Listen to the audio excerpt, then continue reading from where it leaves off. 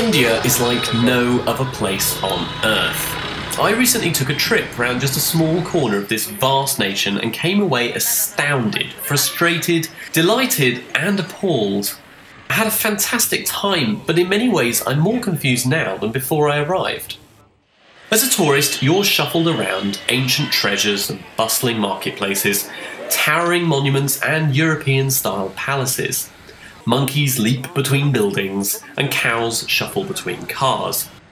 Yet around you is something more spectacular. People. Vast, endless swarms of people spilling over the streets like a river. 1/6 of the world's population lives here, and they do so seemingly on each other's doorstep. Crossing the road in India is like crossing with death. We soon learned the only approach that works is to walk in front of moving traffic. Run, run, run! The markets were a true delight, a veritable dreamcoat of colour and sensation. Doesn't fit? Get it tailored for $1. Shirt for you, sir. In one store, when I asked for a changing room, I was sent down here to an uncertain fate. As I noted, there are spiders down here the size of a chicken. The only way to travel in India is by auto rickshaw. They're like riding a spectacular roller coaster, except on 3 wheels and the rails are possibly broken. This man is texting on a motorbike on a roundabout at night. You feel like you're going to die at any moment, but it's brilliant! This is lunacy.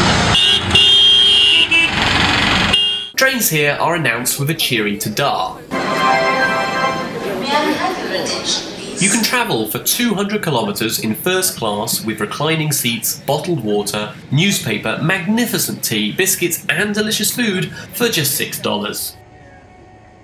But for me, the real highlight was the view.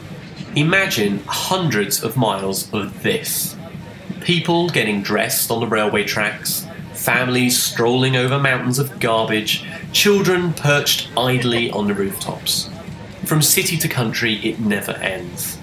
In Agra, we joined the high-value ticket holder queue for the Taj Mahal, reserved for foreigners and those willing to pay the admission fee of $14. The entrance to the Taj is this imposing royal gate. Tourists are funneled through the narrow enclave to guarantee the best possible first view of this. It's predictably splendiferous from any angle, but we were more surprised to find ourselves becoming the tourist attraction. Again and again and... okay, really, just one more time. Thank you.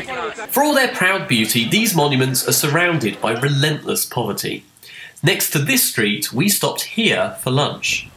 From the windows, you could still see children walking through the garbage. This kind of stomach-churning contrast was everywhere in India. This man has 2 lifeless legs, twisted backwards and caked in sand. He pulls himself around on his hands, begging for money. The true horror is that this happens next to locations like here, towering skyscrapers, luxurious hotels and shopping malls where billboards of white people beckon you to buy their decadent crap.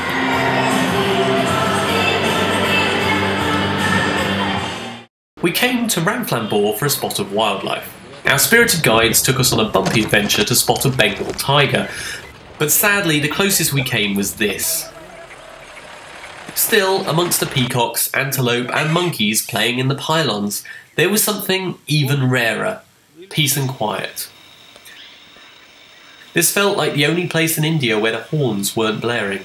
At one point we stopped to explore a small village. Hello. Using just the momentum of these spinning stones, people crafted pottery with their bare hands. It's impossible not to be moved by the energy and warmth of these people, yet despair at the circumstances around them. Any act of charity here can feel desperately inadequate. This is the eerie city of Fatehpur Sikri, built and abandoned almost 500 years ago. As was often the case, the real attraction though wasn't the attraction. Here we found some of the best and worst hawkers in India. These clips are from just one 30-meter walk. 10, 2 to 10. No, thank you. Hanja, Miju, done 10 quit English money. Buy this also one like this black.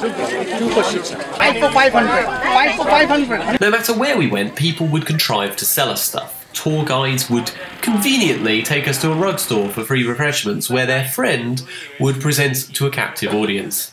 And to be fair, they're pretty damn good at selling.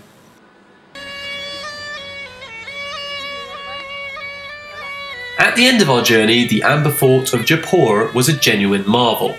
Elephants transported visitors up the mountainside into this.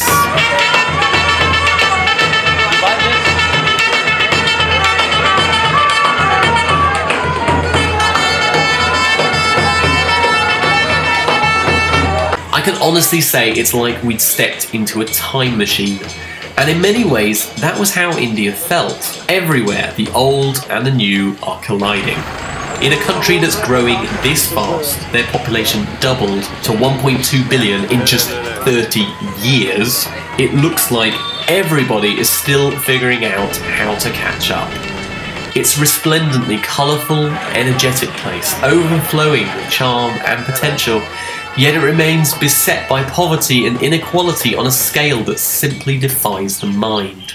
It's the only country I know where Lamborghinis drive alongside cattle, and that's normal. But that's just my first impression in the short time I was there. I'm quite certain I'll be back.